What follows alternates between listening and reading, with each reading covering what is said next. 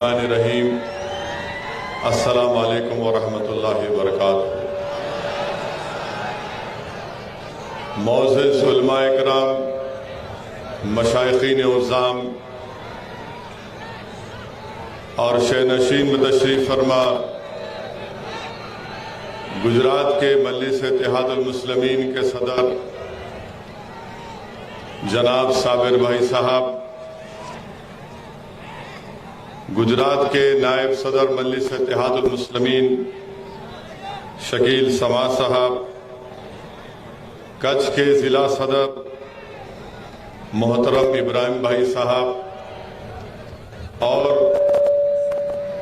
सनशीन पर बैठे हुए मजलिस इत्तेहादुल मुस्लिमीन गुजरात के मेरे तमाम रुफ़क़ा व ज़िम्मेदारान, साबिक़ा रुकन असम्बली महाराष्ट्र व कौमी तर्जुमान जनाब वारिस पठान साहब, हैदराबाद के साबिक़ा मेयर वो मौजूदा रुकन बल्दिया जनाब माजिद हुसैन साहब, मोअज़्ज़िज़ हाज़रीन इकराम, बुज़ुर्गान मिल्लत, मेरे गयूर नौजवान साथियों और मेरी इज़्ज़तदार माँ और बहनों,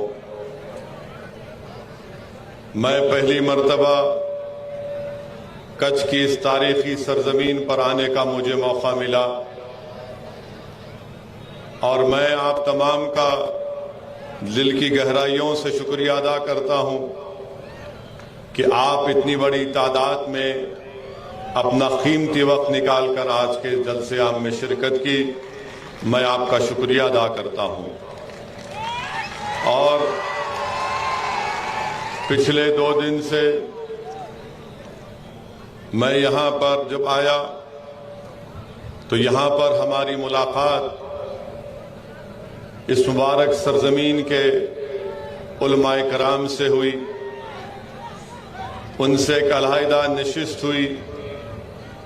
मैं उनके ज़रिए मशवरों से मुस्तफ़ीद हुआ। मैं उनकी रहबरी का, उनके साथ का जो उन्होंने मुझे तयख़ुन दिया, मैं उसका शुक्रिया अदा करता हूँ।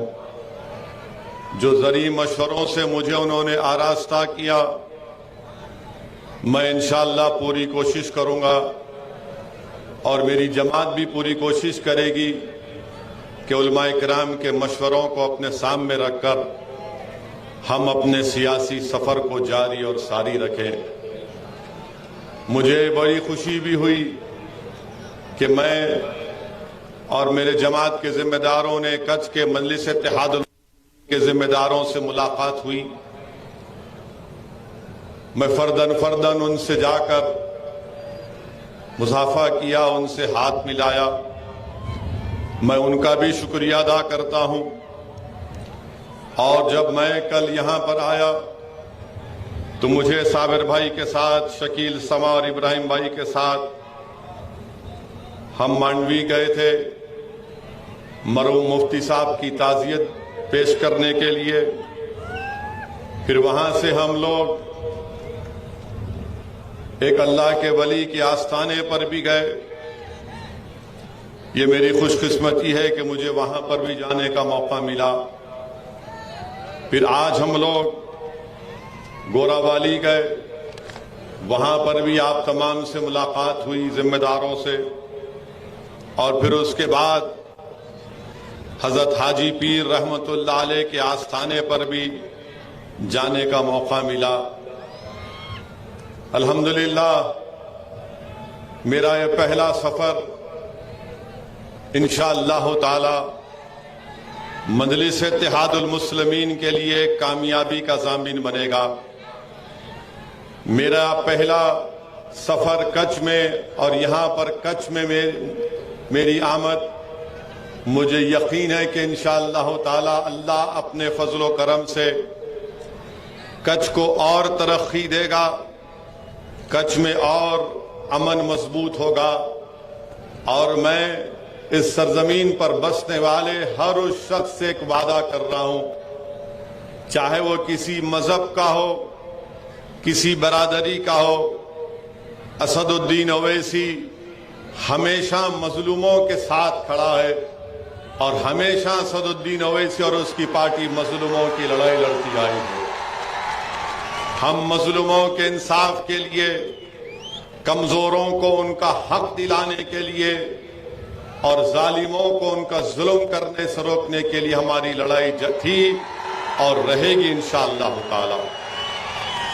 मेरे अजीज दोस्तों और बुजुर्गों, ये मुबारक सरजमीन इसलिए भी है कि यहां पर सैकड़ों साल पहले बीयू कक्कल ने, एक बहादुर मुसलमान ने, कच्छ के राजा को बचाने के लिए अपने 7 औलाद को कुर्बान कर दिया। ये वो मुबारक सरजमीन है जहां पर 18वीं सदी में सेनापति फतेह मोहम्मद की सरजमीन है।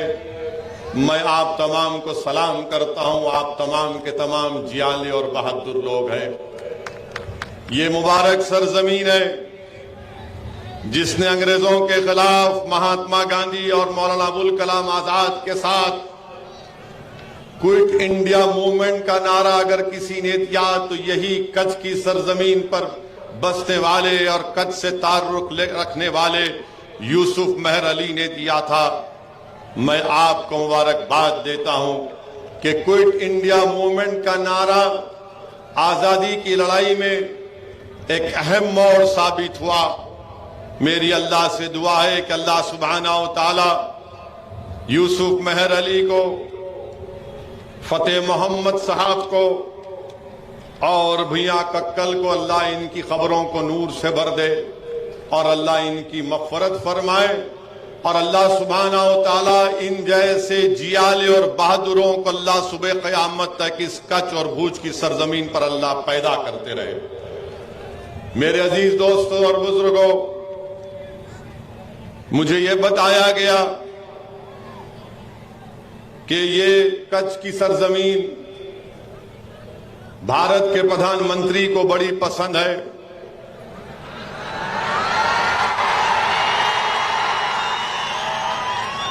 आप लोगों का इस तरह का रिएक्शन देखकर मुझे समझ में आ गया आप क्या कहना चाहते हैं।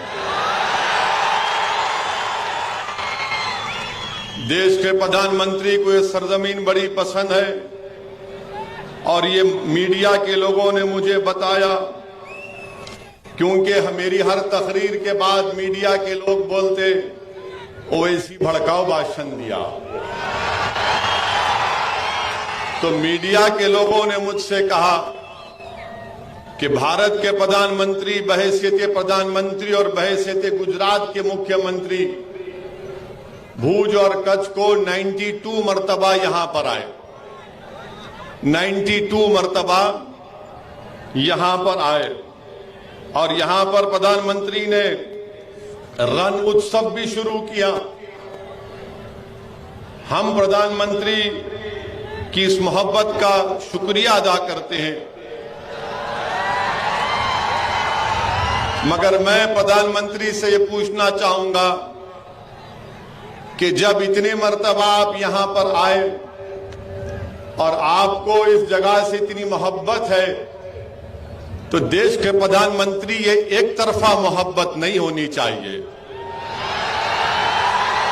आपकी भूज और कच्छ से एक तरफा मोहब्बत है, ये वन वे ट्रैफिक नहीं होनी चाहिए, दो तरफा मोहब्बत होनी चाहिए आपको।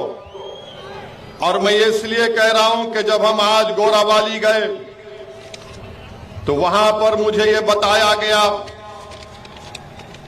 कि कच्छ के जो बन्नी का इलाका है, जो हमारे मवेशी पालने का इलाका है, एशिया का सबसे बड़ा ग्रासलैंड एरिया है और गुजरात का सबसे बड़ा डायरी सेक्टर है और इस बन्नी इलाके में 19 ग्राम पंचायती हैं और करीब 55 गांव पर मुश्तमिल है। और यहां पर क्योंकि ज्यादा बड़ी तादाद अल्पसंख्यक समाज के मुसलमानों की है और वो मवेशी हैं, गाय बैल और भैंस को चराकर अपनी जिंदगी गुजारते हैं। देश के प्रधानमंत्री को मैं बताना चाह रहा हूं कि ये एक तरफा मोहब्बत कैसी आपकी है। देख लीजिए आप कि आपने डांग के इलाके में फॉरेस्ट एक्ट को हटा दिया, मगर यहां पर बन्नी के इलाके में यहां पर आज भी वो एक्ट का लुज़ूम है। यहां की ग्रासलैंड सबसे बेहतरीन है मवेशियों के लिए। अगर डांग में आपने ऐसा काम किया तो फिर आपने सरजमीन पर क्यों नहीं किया प्रधानमंत्री? रण उत्सव तो आप मनाते हैं, मगर ये जो मवेशी जो गाय भैंस और बैल को चराकर अपनी जिंदगी गुजारते हैं, जब आपने डांग में ये किया तो यहां पर क्यों नहीं किया आपने? अब मीडिया के लोगों से मैं पूछना चाहता हूं, जो मुझे बार बार देश के प्रधानमंत्री और बीजेपी के इशारे पर मुझ पर इल्जाम लगाते रहते हैं, ओवैसी ऐसा बोला।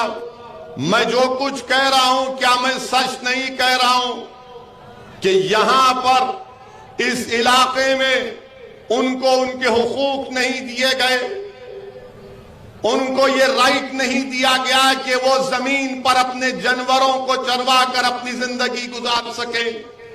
मैं बीजेपी से, भाजपा की हुकूमत से इस बात का मुतालबा और डिमांड करता हूं कि जिस तरह डांग में आपने ये किया, कच्छ के इस बन्नी के इलाके में भी इन तमाम मवेशियों को वही सहूलतें मिलनी चाहिए ताकि वो इज्जत के साथ अपनी जिंदगी को गुजार सके। मेरे अजीज दोस्तों और बुजुर्गों, 2014 से, बल्कि 2014 से डीएम साहब से मुलाकात हुई, कोई डेवलपमेंट नहीं हुआ, कोई हुकूमत की तरफ से स्कीम नहीं बनाई गई। मैं भाजपा की सरकार से ये मुतालबा और डिमांड करता हूं कि वो इन मवेशियों के लिए वो तमाम सहूलतें दें जो डांग के इलाके में वहां के मवेशियों को मिलती हैं। तो लोग मजलिस इत्तेहादुल मुस्लिमीन और मुझ पर इल्जाम लगाते हैं कि ओवैसी हमेशा भाषण में सिर्फ मजहब की बात करता है। मैं कभी भी अपने भाषण में खाली यही नहीं बात करता हूं, मैं हर चीज पे बात करता हूं, मगर मीडिया को जो मसाला मिलता है वो मसाला उठा लेते हैं, तो मैं क्या करूं उसमें? तो मेरी मीडिया से गुजारिश है कि ये भी मसाला दे रहा हूं, आपको पसंद आएगा, सुन लो जरा आप। वो क्या है कि कच्छ जिले की आबादी 20 लाख की है। यहां पर कितने डिस्ट्रिक्ट हॉस्पिटल है?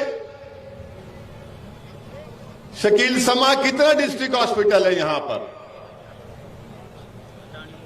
यहां पर अहमदाबाद में, आनंद में कितने पीएचसी हैं? एक भी जिला का अस्पताल नहीं है। शकील समा बता रहे थे कि वो था तो अदानी साहब को दे दिए। क्यों दिए वो देश के प्रधानमंत्री जानते, मैं नहीं जानता। अहमदाबाद में 118 पब्लिक हेल्थ केयर सेंटर हैं। आनंद जिले में 2 डिस्ट्रिक्ट अस्पताल हैं और कच्छ में खाली 77 पब्लिक हेल्थ केयर सेंटर हैं। प्रधानमंत्री, ये कच्छ से नाइंसाफी क्यों भाजपा की सरकार कर रही है? दूसरी बात कि कच्छ की जो जबान है वो मुख्तलिफ है, बड़ी मीठी है, बड़ी प्यारी है। उसकी हिफाजत करने के लिए देश के प्रधानमंत्री को यह चाहिए था कि इसको संविधान के आज शेड्यूल में शामिल किया जाता ताकि आने वाली नस्ल कच्छ की जबान की मिठास को महसूस कर सके और उसको जिंदा रख सके। इसीलिए मैं आज इस बात का देश के प्रधानमंत्री से ये डिमांड कर रहा हूं कि कच्छ की जबान को भारत के संविधान के 8वें शेड्यूल में शामिल किया जाए। भारत के प्रधानमंत्री 92 टाइम्स कच्छ को आए। कल्पासर पानी का प्रोजेक्ट 20 साल से चल रहा, मुकम्मल नहीं हो रहा।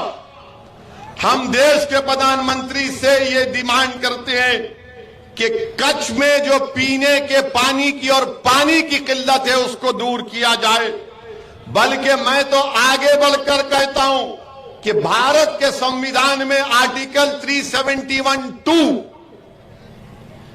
भारत के संविधान में आर्टिकल 371(2) में एक रीजनल डेवलपमेंट बोर्ड बनने की गुंजाइश है, जो भाजपा भी कहती थी, जो 25 साल से उसको भूल चुकी है। आज मैं याद दिला रहा हूं कि आर्टिकल 371(2) के तहत कच्छ और भुज के इलाके में एक रीजनल डेवलपमेंट बोर्ड बनना चाहिए, क्योंकि गुजरात का सबसे पिछड़ा इलाका अगर कोई है तो यही इलाका है। इस इलाके से इंसाफ उसी वक्त होगा जब आर्टिकल संविधान के 371(2) के तहत एक रीजनल बोर्ड बनेगा, तब जाकर इस इलाके के लोगों को नौकरी मिलेगी, स्कूल मिलेगा, मवेशियों को पानी मिलेगा, उनको उनका राइट मिलेगा।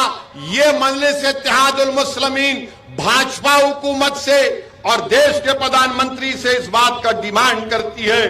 और दूसरी बात कि आप जानते हैं कि कच्छ में 40% महिलाएं इलिटरेट हैं। क्यों है? देश के प्रधानमंत्री तो 92 टाइम्स कच्छ को आए। क्या देश के प्रधानमंत्री को नहीं मालूम कि हमारे महिलाएं 40% इलिटरेट हैं? और अगर आप देख 20% इलिटरेट है। ये क्यों यहां पर 40% है? इसीलिए मैंने कहा था शुरुआत में कि नरेंद्र मोदी सिर्फ एक तरफा मोहब्बत चाहते हैं, अपनी तरफ से मोहब्बत नहीं करना चाहते। वो पूरे देश को बोलते हैं तुम सिर्फ मुझे चाहो, मुझसे मोहब्बत करो, मगर जब देश पूछता है जरा आप भी तो मोहब्बत दिखाओ, तो बोलते हैं मित्रों चाय पियो।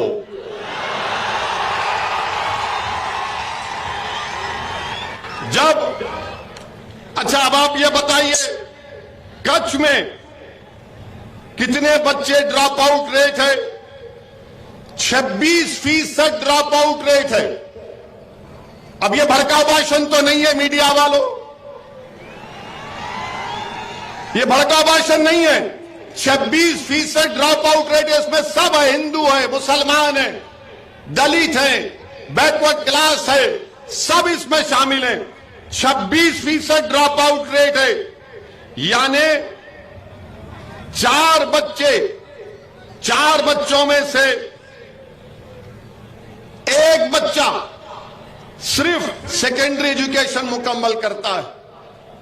इसका जिम्मेदार कौन है? क्या इसका जिम्मेदार ओवैसी है? इसके जिम्मेदार भाजपा की सरकार है। और वही साबरकांता में चले जाइए, सिर्फ 6% बच्चे ड्रॉप आउट रेट है और कच्छ में 26% ड्रॉप आउट रेट है। अब आप बताइए भड़काऊ भाषण कौन दे रहा है?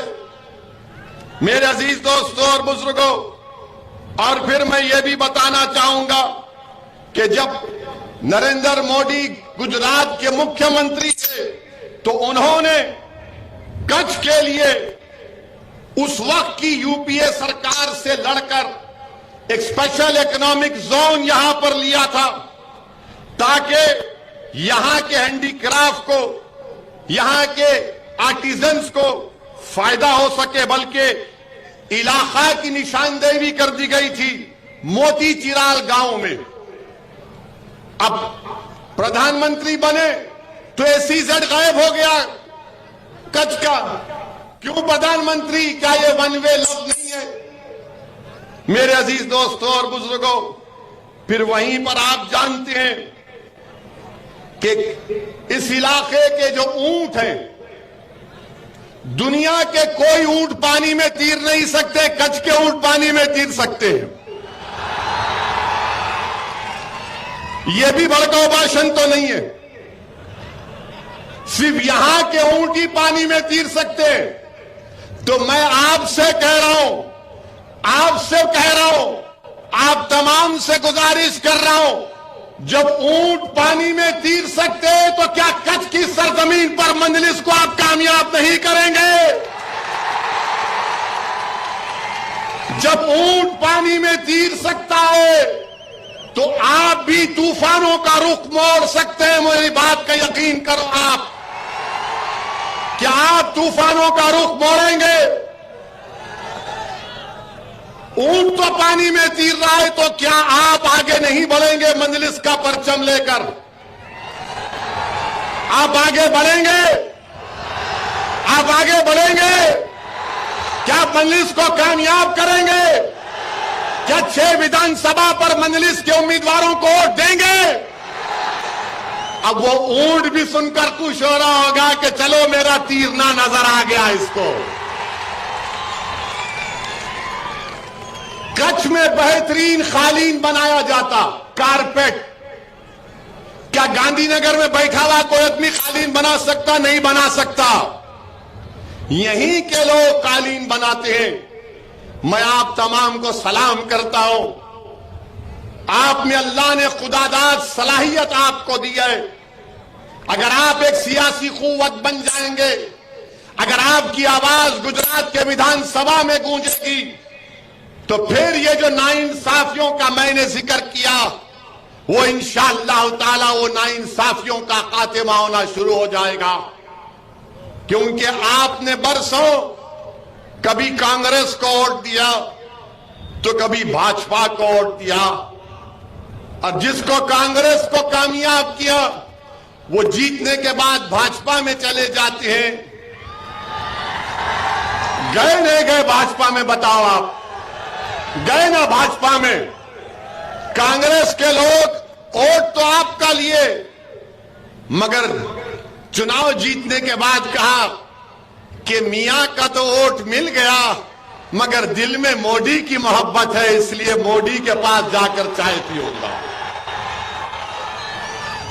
अब हम पर जब मैं ये बात करता हूं तो मुझ पर इल्जाम लगा दिया जाता है कि ओवैसी भड़काऊ भाषण देता है। मैं भड़काऊ भाषण नहीं देता। अगर सच्चाई को बयान करना, तुम्हारे पेट में दर्द महसूस होता है, तुमको सर में दर्द महसूस होता है, और मंजलिस के बूझ में आने से तुम्हारी रातों की नींद जरा खराब हो जाती है, तो तैयार हो जाओ, अब तुमको नींद नहीं आएगी, गरीब आराम की नींद सोएगा अब इंशाअल्लाह ताला। जिन्होंने आपका हक आपसे छीन लिया, अब वो अपनी नींद से महरूम हो जाएंगे। आप आराम से बैठो, वैसी लड़ेगा आपके लिए इंशाअल्लाह ताला। साबिर काबुली वाला, शकील समा, इब्राहिम और ये जो नौजवान आज मंजलिस में शामिल हुआ, ये आपके लिए आगे बढ़कर आपके हक के लिए लड़ेंगे इंशाअल्लाह ताला। मेरे अजीज दोस्तों और बुजुर्गों, हमारी जब उलमाओं से मीटिंग हुई तो उलमाओं से मीटिंग के वक्त हमारे मौजूद उलमाओं ने हमसे कहा कि असदुद्दीन ओवैसी साहब, आप अपने भाषण में, अपनी तकरीर में आप मुसलमानों से अपील करिए कि वो नमाज के पाबंद हो जाए, वो कुरान करीम की तिलावत करें, वो कुरान और सुन्नत के मुताबिक अपनी जिंदगी को गुजारें, वो अच्छे इंसान बन जाएं, ताकि ना सिर्फ ये सरजमीन, ना सिर्फ गुजरात प्रदेश बल्कि भारत और ताकतवर हो जाए। तो मैं उस उलमाए किराम के उस मशवरे पर अमल करते हुए मैं आपसे अपील कर रहा हूं कि मुसलमानों, नमाज की पाबंदी करो। आज हम जब मस्जिद में मगरिब की नमाज पढ़ रहे थे, कौन सी मस्जिद?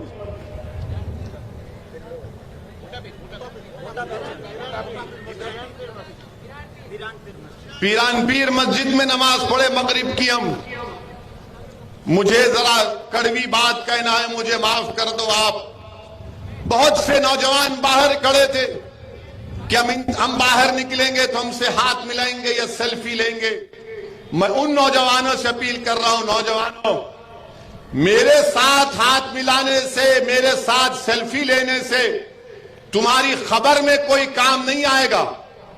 तुम्हारी खबर में काम आएगा तो अल्लाह के सामने सर झुकाना। मैं भी जाऊंगा, तुम भी जाओगे इस दुनिया से, हम सब जमीन की ग़िज़ा बनेंगे। मुसलमानों के लिए नमाज फर्ज है और नमाज पढ़ना हमारी जिम्मेदारी है।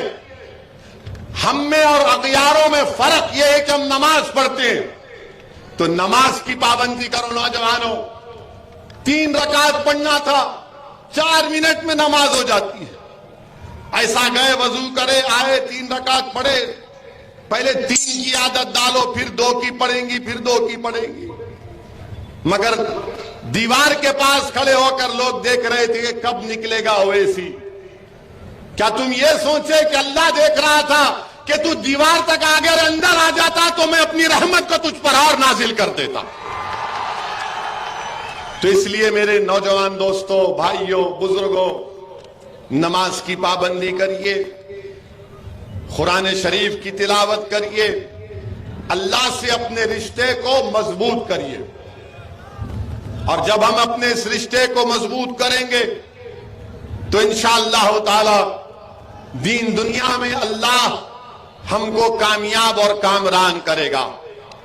तो मेरी आपसे दमन गुजारिश है कि कुरान और सुन्नत को अपनाइए, अच्छे इंसान बनिए, ताकतवर इंसान बनिए, कमजोर नहीं,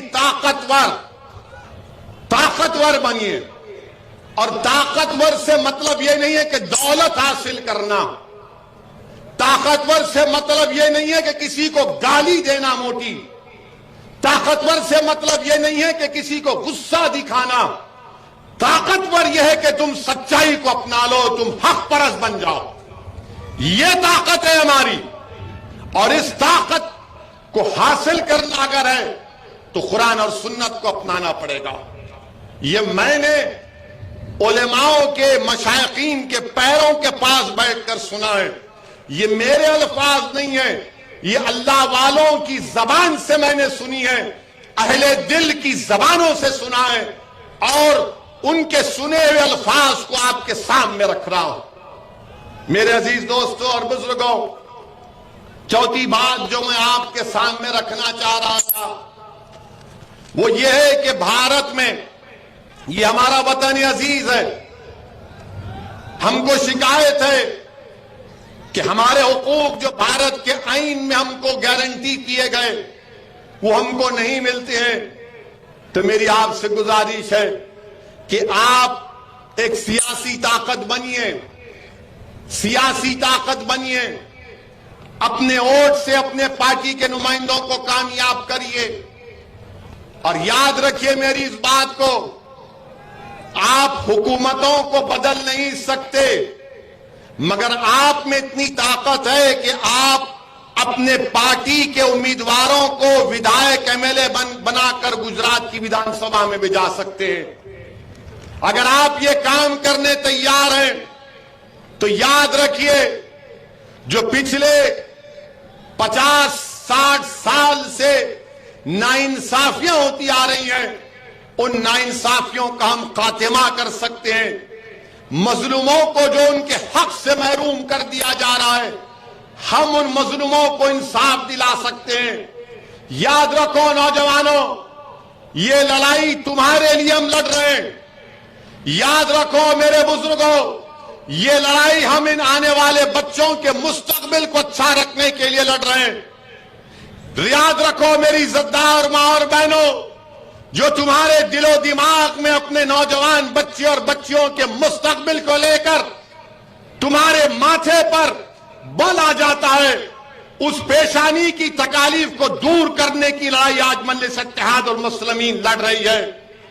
नौजवानों, अगर तुम ये महसूस करते हो कि मेरी आवाज को भारत में नहीं सुना जा रहा है, तो याद रखो असदुद्दीन ओवैसी के इस अल्फाज को। अगर तुम चाहते हो कि तुम्हारी आवाज को सुना जाए, तो इस जलसों में नारे लगाने से तुम्हारी आवाज नहीं सुनी जाएगी। तुम्हारी आवाज जब तुम्हारा नुमाइंदा साबिर काबुली वाला हो, शकील समा हो या कोई भी हो, जब आपकी दुआओं से, आपके वोट से जीत कर गुजरात की विधानसभा में जाएगा, जब वो वहां खड़े होकर पुकार कर कहेगा कि भूज और कच्छ में बसने वाले गरीबों से इंसाफ होना चाहिए, तब इंसाफ होगा। वरना याद रखो, सिर्फ यही होता रहेगा कि तुम नारे लगाओगे, तुम वाह वाह करोगे, और जो तकरीर करने वाला तकरीर करके खुश होकर चला जाएगा कि मैंने बड़ा अच्छा भाषण दिया था, लोगों की वाह वाह और दाद हासिल की। मगर असदुद्दीन ओवैसी तुम्हारी दाद का मोहताज नहीं है, असदुद्दीन ओवैसी तुम्हारी तारीफ का मोहताज नहीं है। असदुद्दीन ओवैसी अगर यहां पर आया है तो तुमसे भीख मांगने के लिए आया है कि खुदा के लिए मुत्तहिद हो जाओ, मुत्तहिद हो जाओ, मुत्तहिद हो जाओ। तुम अगर मुत्तहिद हो जाओगे तो याद रखो, हम अपने मसाइल का हल तलाश कर लेंगे। वरना इसी तरह हमको भूल भलैयों में हमको फिराया जाता रहेगा, दिल फरेब बातें किए जाएंगे और धोखा दिया जाता रहेगा, खिलौने देकर हमको बहलाया जाएगा, मगर हमारे बुनियादी मसाइल की तरफ कोई तवज्जो और उसका हल नहीं निकालेगा। तो इसीलिए मेरे अजीज दोस्तों, ये लड़ाई आपके लिए लड़ रहे हैं। मैं यहां पर अपनी इज्जत या मकबूलियत में इजाफा करने के लिए नहीं आया हूं। अल्लाह मेरी नीयत को जानता है। मैं यहां पर इसलिए आया हूं कि आपकी सरजमीन पर जिस तरह हमारे बुजुर्गों ने देश की आजादी में अपना हिस्सा अदा किया, मैं चाहता हूं कि तुम उन्हीं के नक्शे कदम पर चलकर तुम भारत के नेता बनो, ना सिर्फ गुजरात के। तुम भारत के नेता बनो, तुम लीडर बनो, तुम कायद बनो। मैं तुम्हारे पीछे चलने के लिए तैयार हूं, मगर तुम खड़े हो जाओ और अपने मुकद्दर के फैसले खुद करो। तुम,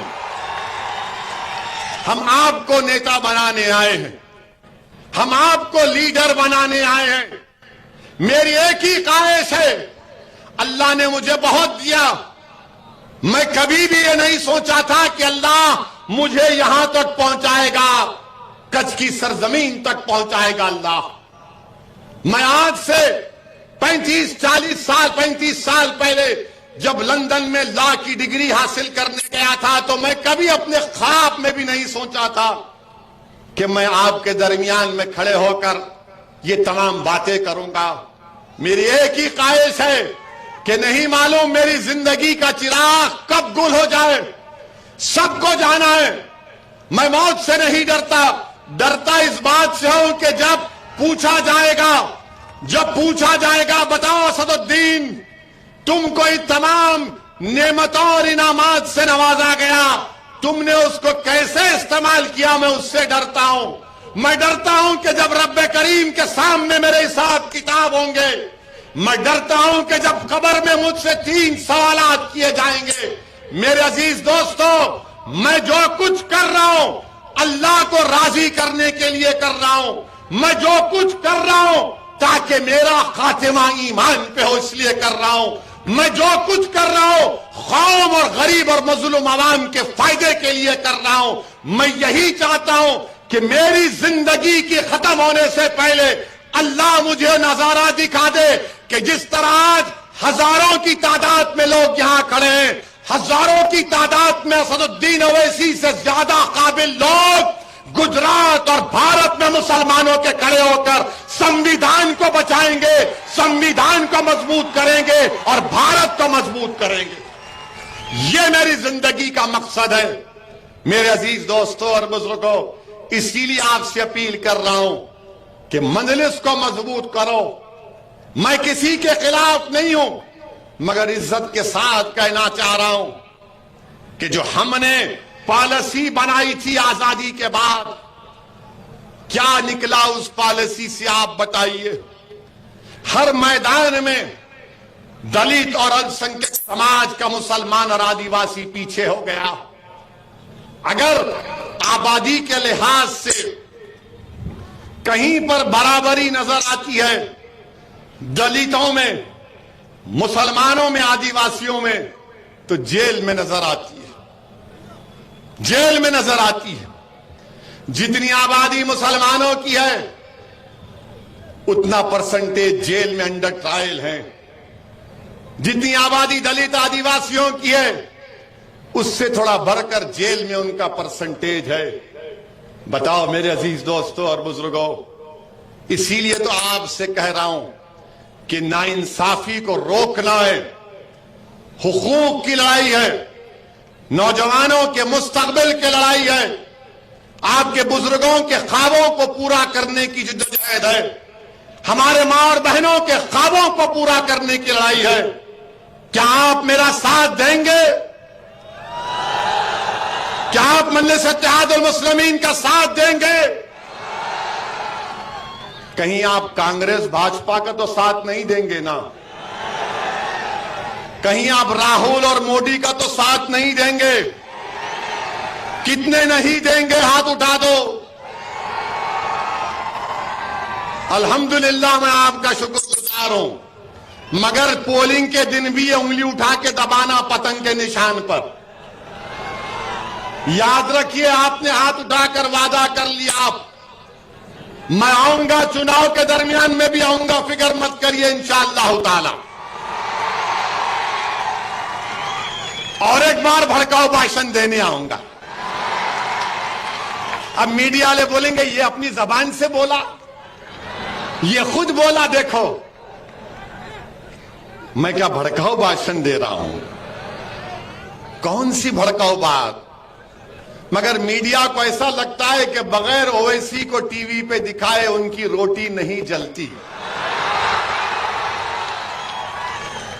उनको दिखाना जरूरी है, दाढ़ी टोपी, उनको दिखता है मसाला मिलता है।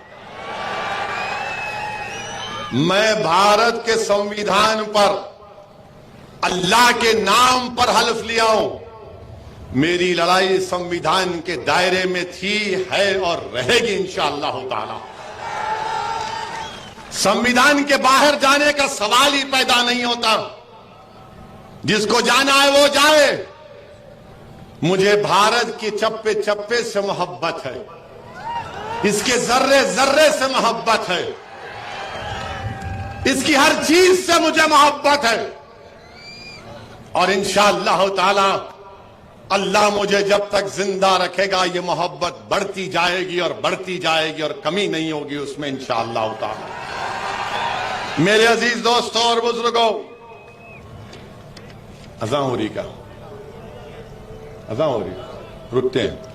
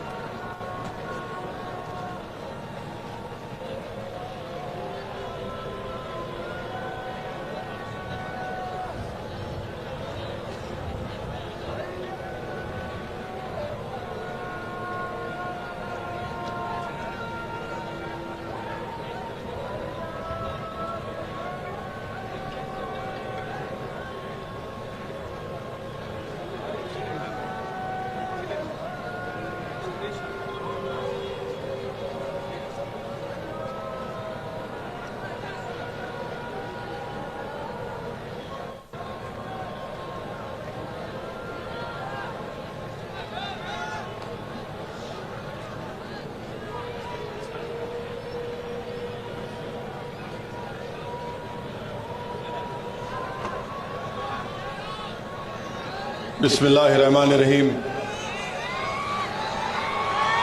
मेरे अजीज दोस्तों और बुजुर्गों, मैं आपसे अर्ज कर रहा था कि आपको एक सियासी ताकत बनना है। अब बैठ जाओ भाई, बैठ, आप भी बैठ जाओ, कुछ नहीं होगा मेरे को। अल्लाह के दो फरिश्ते यहां पर है, जब मौत आना है आएगी। गोली तो चल गई 6 मरतबा गाड़ी के ऊपर, 6 फीट के फासले से जालिमों ने गोली मारी। अल्लाह ने कहा तेरा आज मौत का दिन नहीं है। और रसूल अल्लाह सल्लल्लाहु अलैहि वसल्लम का सदका है, कमली वाले का करम है, कुछ नहीं होने वाला इंशाअल्लाह ताला। मेरे अजीज दोस्तों और बुजुर्गों, मेरी आज की इस तकरीर के बाद कल से कांग्रेस के लोग आपके पास आकर खुसखुस करेंगे। खुसखुस इबलीस की तरह कान में, ऐसा बोला वो। तो इन कांग्रेसियों को मैं पूछना चाहता हूं, तुम्हारे 12 एमएलए जीतकर मोदी के पास क्यों चले गए? क्या मुझसे पूछ कर गए थे या साबिर काबुली वाला ने उनको गुलाब जामुन खिलाकर भिजाया था?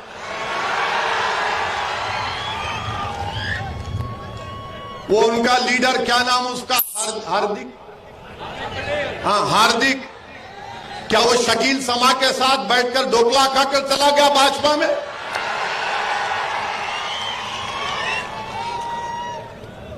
हम हर चीज की जिम्मेदारी ओवैसी के ऊपर। अब एक दिन आ जाएगा, कल कांग्रेसी बोलेंगे कल ओवैसी यहां से गया था इसलिए भैंस ने दूध देना नहीं शुरू बंद कर दिया। कल कांग्रेसी बोलेंगे ओवैसी का भाषण हुआ तो मुर्गे ने सुबह बांग देना बंद कर दिया। यानी हर चीज की जिम्मेदारी हमारे पे। आप 26 साल से भाजपा को नहीं हरा पा रहे हैं।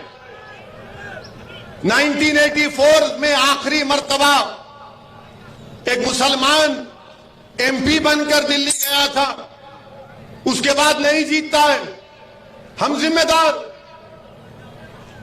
तो आप जरा तैयार हो जाइए, ये लोग कल से अपना प्रोपेगेंडा शुरू कर देंगे, क्योंकि अब इनको समझ में नहीं आएगा कि कैसे मुकाबला करना। अरे याद रखो, तुम मेरी सच्चाई और दलाइल का मुकाबला नहीं कर सकोगे इंशाअल्लाह ताला।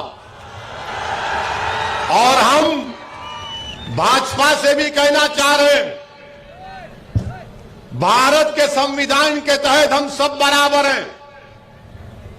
कोई बड़ा कोई छोटा नहीं है, सबको बराबरी का हक मिलना चाहिए। और संविधान में माइनॉरिटीज के जो राइट्स आर्टिकल 29 और 30 में दिए गए, उस पर अमलावरी होनी चाहिए। मेरे अजीज दोस्तों और बुजुर्गों, मैं आपको बता रहा हूं कि जब चुनाव हो जाएंगे, अगर कांग्रेस की ये गिरावट ऐसी रही तो हो सकता है कि गुजरात में कांग्रेस अपोजिशन पार्टी भी ना बने, हो सकता है। और ये होगा कि मजलिस एक ताकतवर पार्टी के तौर पर गुजरात में उभरेगी इंशाअल्लाह ताला। मजलिस के नुमाइंदे गुजरात की विधानसभा में जाएंगे इंशाअल्लाह ताला, गरीब और मजलूम आवाम की आवाज बनेंगे। मेरे अजीज दोस्तों और बुजुर्गों, आज हम देख रहे हैं कि हमारे देश में गरीबी बढ़ चुकी है, गरीबी बढ़ चुकी है। नौजवानों का मुकद्दर बेरोजगारी हो चुका है। और भारत के प्रधानमंत्री से जब यह पूछा जाता है कि देश के प्रधानमंत्री, नौजवान बेरोजगार है, आरएसएस से पूछा जाता है कि भारत का नौजवान अनएम्प्लॉयड है, तो बोलेंगे बेरोजगार क्यों है तू, रोजगार पे लग जा, मॉब लिंचिंग कर ले। कभी मुगलों को गाली दे दे, एक पिक्चर बना दे और गाली देते रहे। मगर हम देश के प्रधानमंत्री को यह पूछना चाह रहे हैं, लोग अक्सर बोलते हैं ये ओवैसी बहुत खाली एक समुदाय की बात करता है। मैं कभी एक समुदाय की बात नहीं किया। मैं आसमान के नीचे बसने वाले भारत की इस अजीमुशान सरजमीन पर बसने वाले भारतीयों की गरीब और मजलूमों के इंसाफ की बात करता आया हूं। और आज मैं पूछना चाह रहा हूं भारत के प्रधानमंत्री नरेंद्र मोदी से कि देश के प्रधानमंत्री आप युवाओं को नौकरी क्यों नहीं देते? 60 लाख नौकरियां हैं। सुनो कच्छ के बेरोजगार नौजवानों, सुनो गुजरात के बेरोजगार नौजवानों, सुनो भारत के बेरोजगार नौजवानों, गवर्नमेंट के पास, सरकार के पास 60 लाख नौकरियां हैं और 8 साल से देश के प्रधानमंत्री कुछ नहीं कर रहे। मोदी सिर्फ भाषण देते हैं, वादे करते हैं, ड्रामा करते हैं और उसके बाद जनता को भूल जाते हैं। 60 लाख नौकरियां कहां पर हैं? मैं पढ़ के सुनाता हूं मीडिया के लिए। बोलना है ना, हमारे दोस्त हैं, दुश्मन भी हो सकते मगर मैं आपका दोस्त हूं। सेंट्रल गवर्नमेंट में, सेंट्रल मिनिस्ट्री और डिपार्टमेंट में 9,10,000 नौकरियां हैं। कितने हैं? 9,10,153 नौकरियां हैं। कितनों को नौकरी होना? हाथ उठाओ। कितनों को नौकरी होना? हाथ उठाओ। डरो मत, कुछ नहीं होता। अब जब नौकरी होना, ये 9 लाख नौकरियां सेंट्रल गवर्नमेंट और डिपार्टमेंट में, और बैंक में कितने नौकरियां? पब्लिक सेक्टर बैंक में 2 लाख, 2 लाख 2 लाख नौकरी है। भारत के प्रधानमंत्री नौकरी क्यों नहीं देते? तो बोलते कश्मीर फाइल देख ले। फिर हेल्थ में 1,64,480 नौकरियां हैं। 1,64,000। आंगनवाड़ी में 1,76,057 नौकरियां हैं। अब बोलो ये भड़काऊ भाषण है? प्राइमरी एजुकेशन में सेंट्रल गवर्नमेंट के नवोदय विद्यालय में 16,329 नौकरी है। 16,339। स्टेट के प्राइमरी स्कूल में प्रदेशों के 8,37,000 नौकरियां हैं।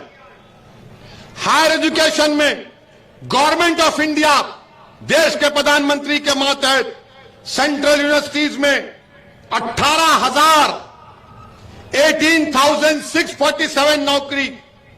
IIT, triple IT, IIM, NIT में 16,687 नौकरियां, वैकेंसी हैं। दूसरे सेंट्रल इंस्टीट्यूट्स में 1,662 नौकरियां हैं। आर्मी और पुलिस में, इंडियन आर्मी में 1,07,505 नौकरियां हैं। सेंट्रल रिजर्व फोर्स में 91,929। प्रदेशों की पुलिस में 5,31,737। सुप्रीम कोर्ट में 4, हाई कोर्ट में 419, डिस्ट्रिक्ट और लोअर कोर्ट में 4,929। तो टोटल कितना हुआ? 60,82,130। अब भारत के युवाओं से पूछ रहा हूं, तुम ओवैसी को गाली दो, बल्कि तुम्हारा बस चला तो मेरी जान भी ले लो, मगर यह बताओ कि 60 लाख नौकरियां देश के प्रधानमंत्री और भाजपा तुमको क्यों नहीं दे रही है? तुमको क्यों बेरोजगार बना के रखी है? पूरे विश्व में, पूरी दुनिया में अगर कहीं पर नौजवान युवा बेरोजगार है सबसे ज्यादा तो भारत में। और ये फिगर कहां से आए? ये 60 लाख का फिगर कहां से आया बोल रहा हूं। ये मैंने नहीं लिखे, ये भाजपा के एमपी हैं पीलीभीत के श्री वरुण गांधी ने लिखा है। बीजेपी का एमपी है वरुण गांधी, बीजेपी का, और अपनी पार्टी में रहकर कह रहा है कि देश में 60 लाख नौकरियां हैं। मोदी, तुम गरीब को, नौजवान को नौकरी दोगे या सिर्फ भिड़ाते रहोगे, लड़ाते रहोगे हम लोगों को? अब मीडिया बोलेगा ओवैसी ने भिड़ाने की बात की। मीडिया 60 लाख का जिक्र नहीं कहेगा, ओवैसी ने कच्छ में भिड़ाने की बात की। यही देखना, अब देखना कल सुबह 11 बजे एक छोटा शुरू होगा और शाम में 6 बजे से हमारी निकाह होगा, शादी करेंगे हमारे। हम तो टीवी के लिए दूल्हे भाई हैं, बगैर हमारे इन लोगों को चैन नहीं मिलता। मगर 60 लाख नौकरियां कौन देगा? 60 लाख नौकरियां प्रधानमंत्री क्यों नहीं देते? मैं आज इस जलसे से भारत के युवाओं को पैगाम दे रहा हूं, तुम अपनी नौकरी का डिमांड करो देश के प्रधानमंत्री से। पूछो भाजपा से 60 लाख नौकरियां दोगे नहीं दोगे हमको? महंगाई आसमानों को छू रही है, पेट्रोल डीजल बढ़ता जा रहा है, बढ़ता जा रहा है, और कुछ इसकी बात नहीं होती है। तो इसीलिए नौकरी भारत के प्रधानमंत्री को देना है। 60 लाख नौकरी दो प्रधानमंत्री, 24 के चुनाव से पहले दो, और गुजरात के चुनाव से पहले कम से कम 20 लाख तो दे सकते आप। वरना फिर आकर बोलेंगे 80-20 कब्रिस्तान शमशान। और जो लोग मोदी जी को वोट डालते हैं, मैं उनसे पूछ रहा हूं, क्या तुम्हारी औलाद को, तुम्हारे बेटे को, तुम्हारे भाई को, तुम्हारी बेटी को, तुम्हारी पत्नी को नौकरी की जरूरत नहीं है? क्या भाषण से तुम्हारा पेट भर जाएगा? भाषण से जज्बात उभार सकते हैं, और मुझसे ज्यादा कोई तकरीर भारत में नहीं कर सकता, चैलेंज देकर कह रहा हूं। मगर 60 लाख नौकरियों का क्या होगा? अगर मैं झूठ बोल रहा हूं देश के प्रधानमंत्री, तो वरुण गांधी को अपनी पार्टी से निकाल के बताओ मैं वो झूठ कहा उसने। क्योंकि मैं शुरू में नाम नहीं लिया था, पूरा बोलने के बाद लिया। ये भी टैक्टिक है अपनी। अब आप बोलेंगे, ये भाजपा के लोग बोलेंगे ये क्या कर रहा है? ये इसको तो चाहिए था कि पाकिस्तान पे बोले। अरे पाकिस्तान से हमको क्या लेना देना प्यारे? पाकिस्तान से हमको क्या लेना देना? ये यहां पर बॉर्डर है, हमने कहा उधर ही हम इधर ही। बॉर्डर है ना, हमारे ऊंट भी नहीं जाते तो हम क्या जाएंगे इंशाअल्लाह ताला। हमारे ऊंट भी भारत के पानी में ही तीरते हैं। मोदी जी, आपको तो मोहब्बत है ना कच्छ से, मगर हर चीज पाकिस्तान। अरे पाकिस्तान से हमको क्या करना है? हमने तो पाकिस्तान के पैगाम को ठुकरा दिया। हमने भारत को अपनी सरजमीन मानते आए और मानते रहेंगे। तो अब बोलेंगे मुगल। अरे 60 लाख नौकरियां आपने इसलिए नहीं दी क्योंकि औरंगजेब ने कहा था मत दो। 60 लाख नौकरियां आपने नहीं दी इसलिए कि बादशाह शाहजहां आकर कहा था आपको। 60 लाख नौकरियां आपने इसलिए नहीं दी क्योंकि बादशाह अकबर ने आपको आकर कहा था मत दो। हर चीज मुगल जिम्मेदार। अरे मेरा कोई रिश्ता नहीं है मुगलों से, मेरा रिश्ता इस सरजमीन से, भारत से, और रहेगा हमेशा। मगर नहीं मुगल, अरे कहां का मुगल, किधर का मुगल, मेरे को क्या करना है उन लोगों से। मगर हमको लाकर मिला देती। मेरे अजीज दोस्तों और बुजुर्गों, फिर एक और मसला जो हमारे देश में चल रहा है, गरीबी को खत्म नहीं कर रहे हैं, गरीब को खत्म कर रहे हैं। बेरोजगारी को खत्म नहीं कर रहे रोजगार देकर, बल्कि बेरोजगारी को बढ़ा रहे हैं भाजपा वाले। हर चीज में कुछ ना कुछ कर देते हैं, हर चीज में एक माहौल बना देते हैं। मेरे अजीज दोस्तों और बुजुर्गों, आज हम देख रहे हैं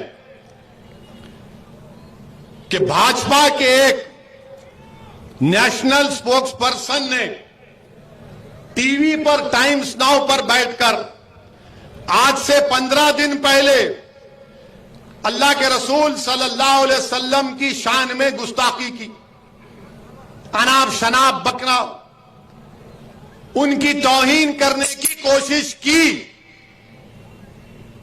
तौहीन कोई नहीं कर सकता इंशाअल्लाह ताला मेरे आका की शान में, कोई नहीं कर सकता, कोई नहीं कर सकता। कोशिश की, और कुरान में अल्लाह ने क्या कहा, वो रफाना लका जिक्रक, हमने आपके जिक्र को बुलंद किया। उलमाओं के मशवरे पर अमल कर रहा हूं। अल्लाह ने कुरान में क्या फरमाया, वो रफाना लका जिक्र है, मेरे हबीब हमने आपके जिक्र को बुलंद किया। उलमा कराम ने कुरान की तफसीर में लिखा कि अल्लाह ने प्रॉफेट मोहम्मद सल्लल्लाहु अलैहि वसल्लम के जिक्र को इस तरह बुलंद किया कि हजरत अबू सईद खुदरी रज़ी अल्लाह ताला अन्हु रिवायत करते हैं कि रसूल अकरम सल्लल्लाहु अलैहि वसल्लम ने फरमाया, हजरत जिब्राइल आते हैं और रहमतुल आलमीन सल्लल्लाहु अलैहि वसल्लम से पूछते हैं कि अल्लाह ने आपके जिक्र को कैसे बुलंद किया। कमली वाले आका फरमाते हैं कि अल्लाह जानता है। तो हजरत जिब्राइल फरमाते हैं कि अल्लाह फरमाता है कि मेरे हबीब, जब हम आपके रफी जिक्र को ऐसा बुलंद किए कि जहां कहीं भी, अल्लाह फरमा रहा है कि जहां कहीं भी मेरा जिक्र होगा वहां पर आपका जिक्र होगा। जहां कहीं भी अल्लाह का जिक्र होगा वहां पर मोहम्मद सल्लल्लाहु अलैहि वसल्लम का जिक्र होगा। कलमे में अल्लाह का जिक्र तो मोहम्मद सल्लल्लाहु अलैहि वसल्लम का जिक्र।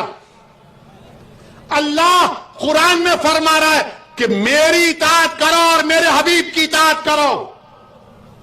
अल्लाह और फरिश्ते रसूल रहमत पर दुरूद और सलाम भेज रहे हैं और हमसे कह रहे हैं कि मेरे हबीब पर दुरूद और सलाम भेजते रहो। वो रफाना का जिक्र है। अब कोई कोशिश भी कर ले, कुछ नहीं होगा इंशाअल्लाह ताला। मगर तुम अपनी जबान से अनाप शनाप बक के मुसलमानों से नफरत का इजहार कर रहे हो। 15 दिन हो गए, हमने पुलिस कंप्लेन भी की, मगर आपने कुछ नहीं किया। आपने अनाप शनाप बक दिया और लोग बोलते कि वैसी तुमको इतना तकलीफ क्यों हुई, मेरे से पूछते। तो मैं उन दीवानों से कहना चाह रहा हूं, किसी शायर ने अच्छा कहा था कि फर्श वाले तेरी शौकत का उलू क्या जाने। फर्श वाले तेरी शौकत का उलू क्या जाने, खुसरो अर्श पर उड़ता है परेरा तेरा। अब ये लोग ये आके बोले, अरे तुम क्या बोल सकते, तुम कुछ नहीं बोल सकते। तुम सिर्फ अपनी जबान से अपने गंदी सोच का इजहार तुमने किया। और किसी शायर ने खूब कहा, मिट गए मिट गए मिटते हैं, मिट गए, मिटते हैं, मिट जाएंगे आधा तेरे, ना मिटा है ना मिटेगा कभी चर्चा तेरा। सच है ना ये? क्या कभी रसूल अल्लाह का चर्चा खत्म होगा? क्या मोहम्मद सल्लल्लाहु अलैहि वसल्लम का जिक्र खत्म होगा? क्या जब तक दुनिया कायम रहेगी मोहम्मद सल्लल्लाहु अलैहि वसल्लम का नाम रहेगा, बाकी रहेगा इंशाअल्लाह ताला। मगर हम देश के प्रधानमंत्री से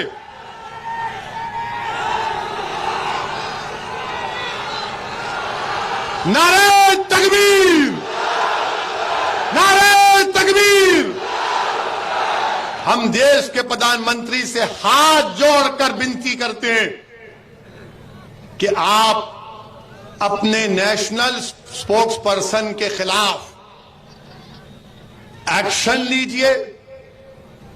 केस रजिस्टर है, पुलिस को तहकीकात करके उनको जेल को भिजाइए और जो आईपीसी और सीआरपीसी के कानून के तहत कोर्ट के जरिए से कोर्ट का फैसला होगा तो उनको सजा मिलनी चाहिए। हम ये देश के प्रधानमंत्री से हाथ जोड़कर विनती कर रहे हैं। 15 दिन हो गए प्रधानमंत्री जी, मुझे अफसोस इस बात का है प्रधानमंत्री जी, हम आपसे कह रहे थे कि आप एक्शन लो, मैंने कहा, मगर आपने हमारी बात नहीं मानी। किसी फॉरेन कंट्री के लोगों ने आपसे कहा, कतर ने कहा, ओमान मस्कत ने कहा, सऊदी अरेबिया ने, अरब इमारत ने, मालदीव्स ने, बहरहाल 12-13 ममालिक ने कहा, तो देश के प्रधानमंत्री हरकत में आ गए। प्रधानमंत्री जी, हम भारत के नागरिक हैं, ये देश हमारा भी है। हमने अंग्रेजों के खिलाफ लड़ाई लड़ी प्रधानमंत्री, हमारे उलमाओं ने अंग्रेजों के खिलाफ जिहाद का फतवा दिया था और जिहाद का फतवा देकर उस फतवे की स्याही सूखने से पहले हमारे उलमाए कराम ने अपनी जान के नजराने पेश कर दिए। काला पानी की सजा हमारे उलमाओं को हुई तो उन्होंने बुज़दिली के मज़ाहिरे नहीं किए, 9 मरतबा अंग्रेजों से भीख नहीं मांगी माफी की, 9 मरतबा खत लिख कर भीख नहीं मांगा, बल्कि अंग्रेजों से कहा या तो मुल्क को छोड़ो या हमको फांसी पर चढ़ा दो। हमने फांसी के फंदे को मुस्कुराकर कबूल किया, मगर हमने भारत को अपना वतन माना है। देश की आजादी में यही भूज और कच्छ की सरजमीन से यूसुफ मेहर अली ने गांधी के साथ नारा दिया था, क्विट इंडिया, भारत छोड़ो अंग्रेजों। आज हम आपसे कह रहे हैं, मगर आपने हमारी बात को नहीं सुना। आज भी हम अपील कर रहे हैं देश के प्रधानमंत्री से कि आप उनको गिरफ्तार करवाइए, उन पर क्रिमिनल केस चलाइए और देश के प्रधानमंत्री से उम्मीद करते हैं कि वो हमारी इस बात को सुनेंगे। मगर अफसोस के साथ कहना पड़ रहा है कि जुमे के दिन एहतजाज हुआ और बाद जगह पर तशद्दुद भी हो गया। मेरे अजीज दोस्तों और बुजुर्गों, मैं तशद्दुद के खिलाफ हूं। तशद्दुद ना जनता करे और ना पुलिस करे, कोई भी वायलेंस नहीं कर सकता। अब एक बात आपको और मीडिया के जरिए कहना चाह रहा हूं, जो बात बीजेपी के नेशनल स्पोक्स पर्सन ने कही, 15 दिन हो गए, जेल को नहीं गए, अरेस्ट नहीं किया गया। अब मिसालें देकर बता रहा हूं, जो प्रधानमंत्री कहते ना सबका साथ, सबका विश्वास, सबका विकास, ये सब झूठ है। क्यों है? 27 जुलाई 2019 पीटीआई की रिपोर्ट है कि एक फहीम अजीम सिद्दीकी हैं मीरठ जिले के, उन्होंने देश के प्रधानमंत्री की फोटो को तोड़ मोड़ कर पेश किया, उनको गिरफ्तार किया गया, गद्दारी का देश के ऊपर इल्जाम लगाकर जेल को भिजाया गया। एक केस ये। 2014 में एक ब्रिजेश यादव साहब हैं बलिया जिले के, 2014 में वहां पर ये ब्रिजेश यादव साहब 2017 में 500 की नोट जब गायब हो गई थी रातों रात, याद है ना? मोदी जी ने कहा गई, तो ब्रिजेश यादव ने ये अपने फेसबुक पोस्ट में लिखा, क्या लिखा कि मोदी ने कहा था कि 50 दिन दो भाइयों बहनों, कहा था ना, मीडिया वाले नाराज नहीं होना। उसने कहा 50 दिन हो गए, बताओ क्या हुआ? तो ब्रिजेश यादव को 22 दिन जेल में रखा गया।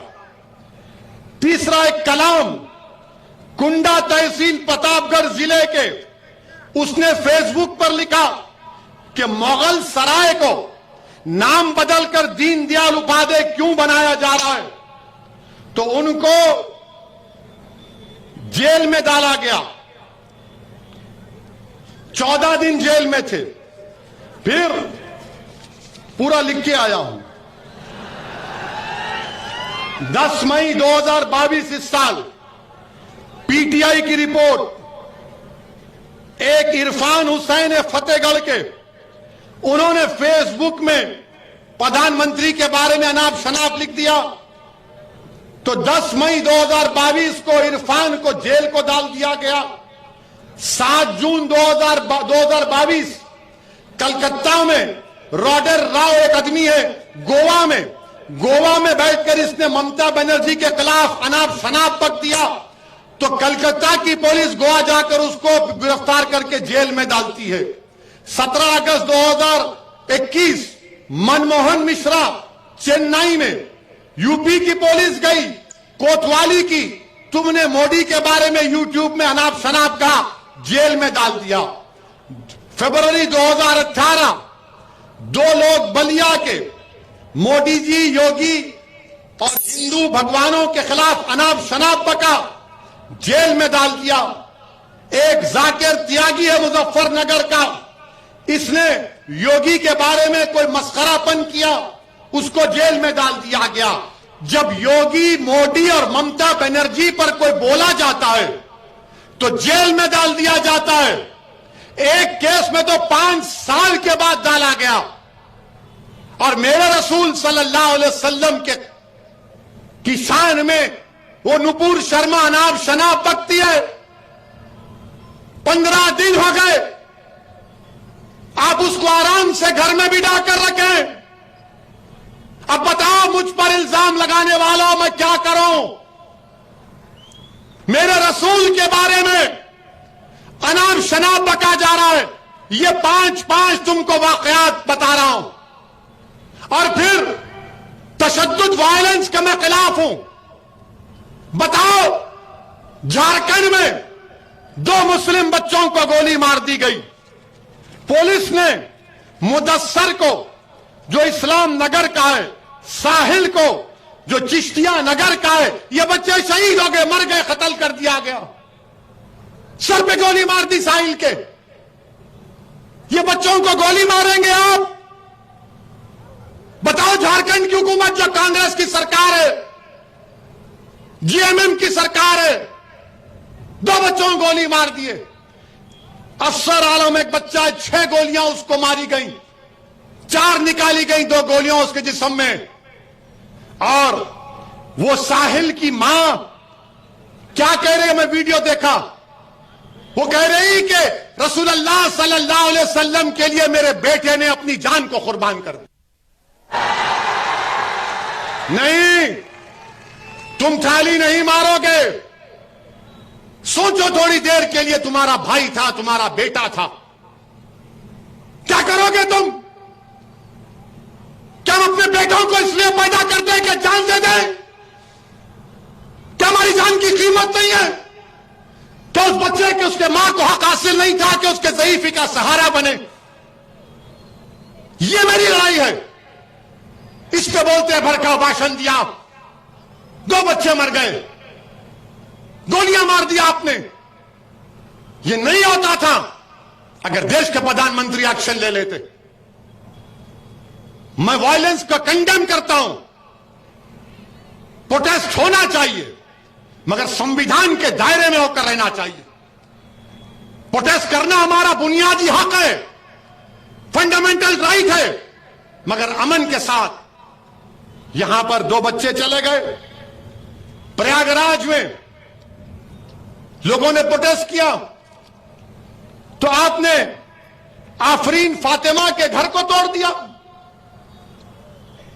पूरे घर को तोड़ दिया। क्या कहा उत्तर प्रदेश की सरकार ने कि इसका बाप और ये जिम्मेदार है? क्या कोर्ट किस लिए है? फिर बताओ आप, अदालत किस लिए है? जज किस लिए है? पुलिस किस लिए है?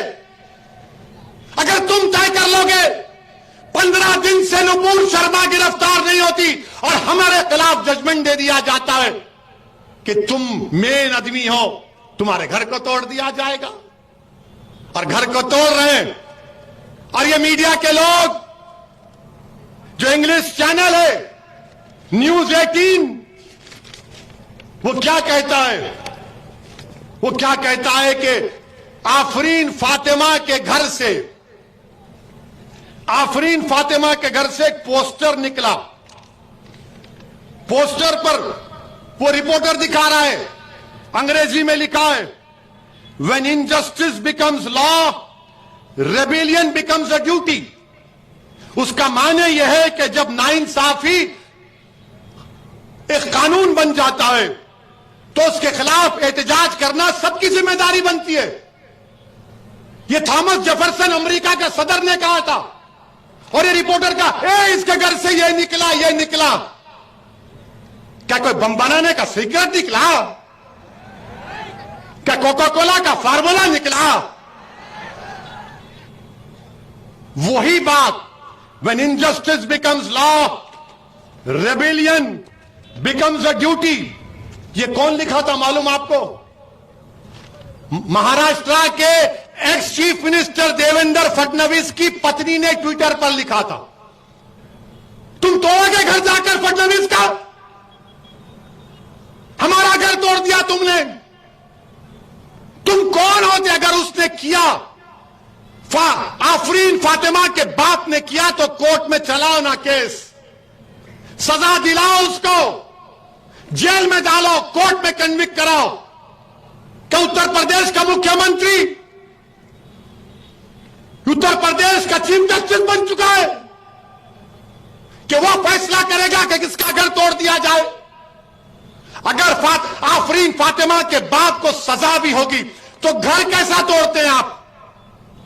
मुझे सजा होगी तो मेरा घर कैसा तोड़ेंगे आप?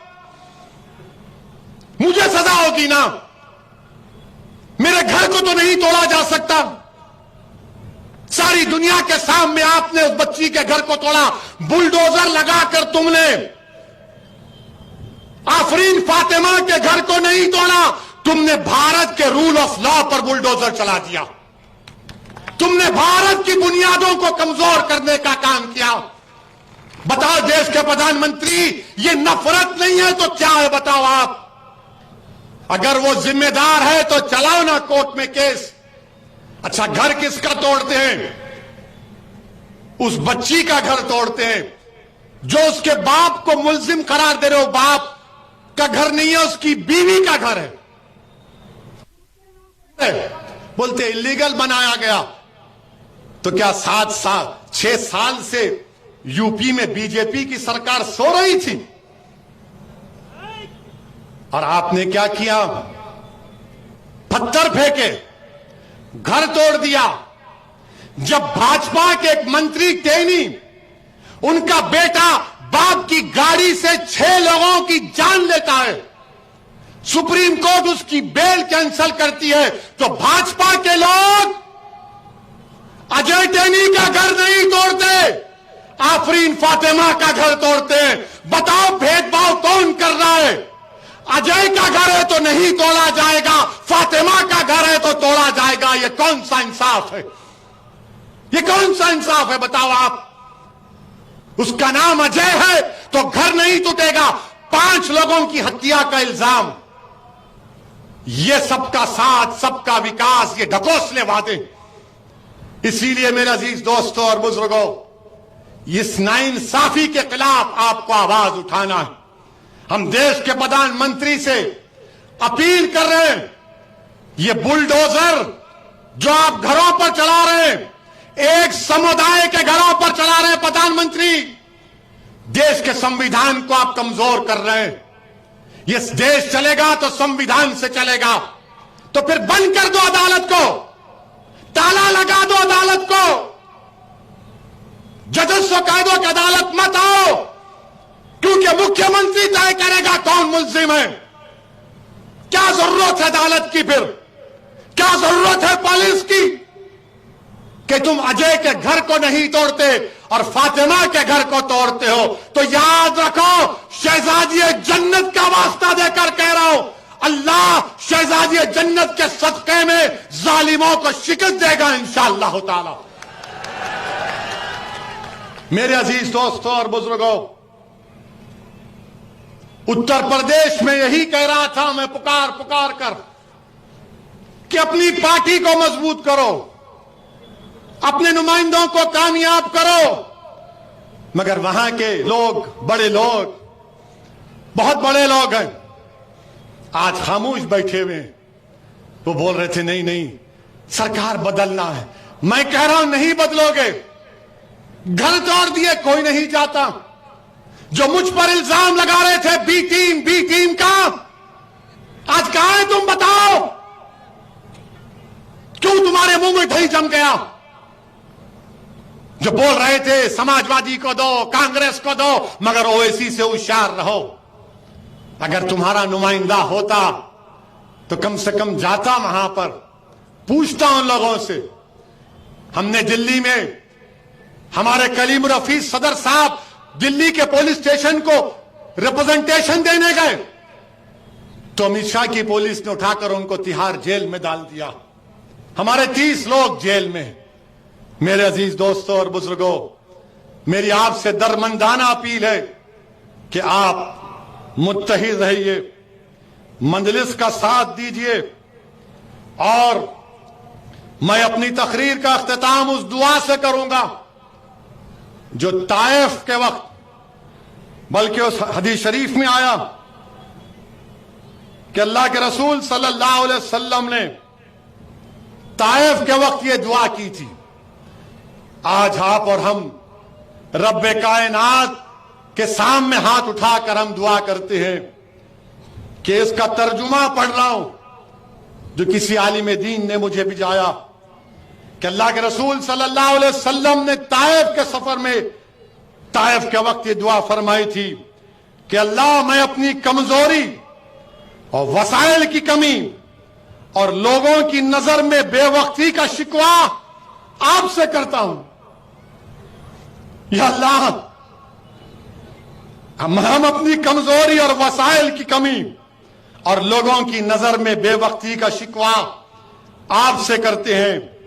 आप तमाम रहम करने वालों में सबसे ज्यादा रहम करने वाले और मेहरबान हैं। या अल्लाह आप हमें किसके सुपुर्द कर रहे हैं?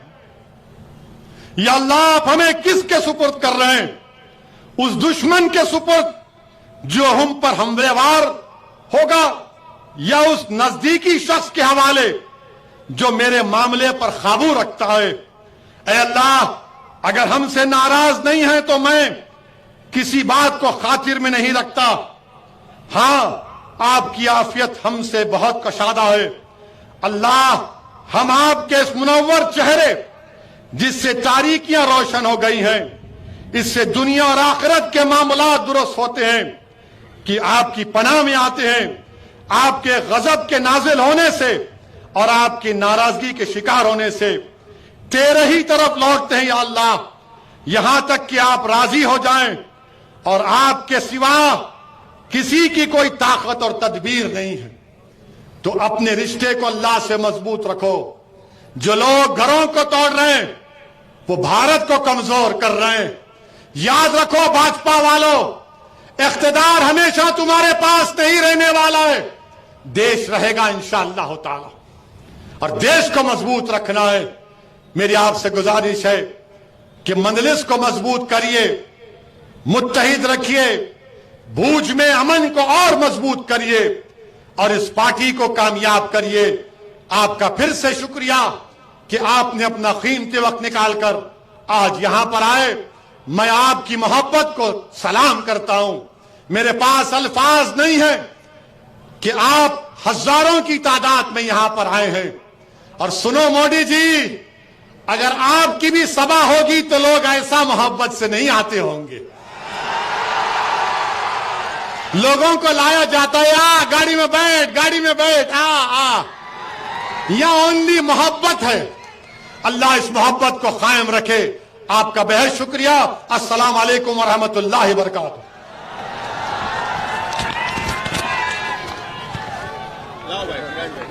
शुक्रिया अदा करो।